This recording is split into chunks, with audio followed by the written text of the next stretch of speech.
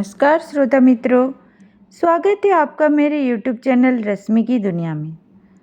आज हम BHDS 184 यानी कि रेडियो लेखन के एक महत्वपूर्ण विषय जो कि समाचार और पत्रकारिता पर है, रेडियो की समाचार एवं उसकी भाषा कैसी होनी चाहिए, इस विषय पर प्रकाश डालेंगे। रेडियो समाचार की भाषा सरल और आम बोलचाल की भाषा होनी चाहिए। रेडियो समाचार की भाषा कैसी होनी चाहिए? सरल और आम बोलचाल की भाषा होनी चाहिए, ताकि साधारण से साधारण व्यक्ति को भी उसे समझ में कोई तकलीफ न हो। साधारण से साधारण व्यक्ति भी उसे समझ सके। वाक्य संक्षिप्त तथा छोटे हो, एक वाक्य में ही सब प्रकार की सूचना दी गई हो। समाचार में जितने कम शब्दों का प्रयोग हो उतना ही अच्छा है। समय सीमा के अंदर ही महत्वपूर्ण बातों को कहना चाहिए, यानी कि बातों को तय की गई समय सीमा के अंदर ही कहना चाहिए। रेडियो में नकारात्मक भाषा का प्रयोग नहीं होना चाहिए। उदाहरण के लिए, आज की बैठक नहीं होगी। इसकी जगह हमें क्या बोलना चाहिए?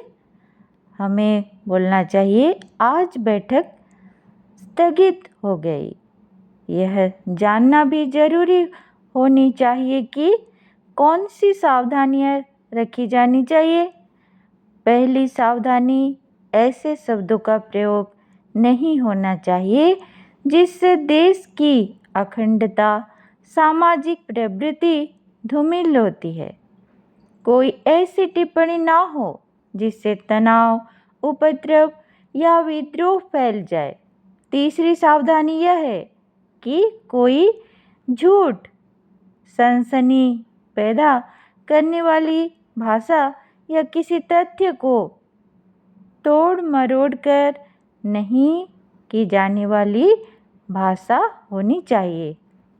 इसके बाद अश्लील या किसी धर्म को भड़काने वाली भाषा भी नहीं होनी चाहिए।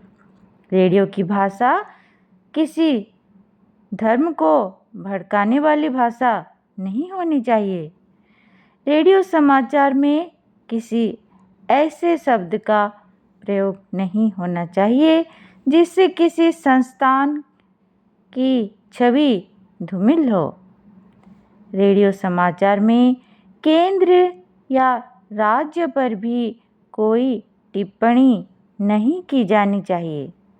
अंतिम है, रेडियो में न्यायालय के बारे में नहीं ऐसी टिप्पणी की जानी चाहिए जिससे न्यायालय की अवमानना हो। अंतिम है, रेडियो में न्यायालय के बारे में भी कोई ऐसी टिप्पणी नहीं की जानी चाहिए जिससे न्यायालय की अवमानना होती है।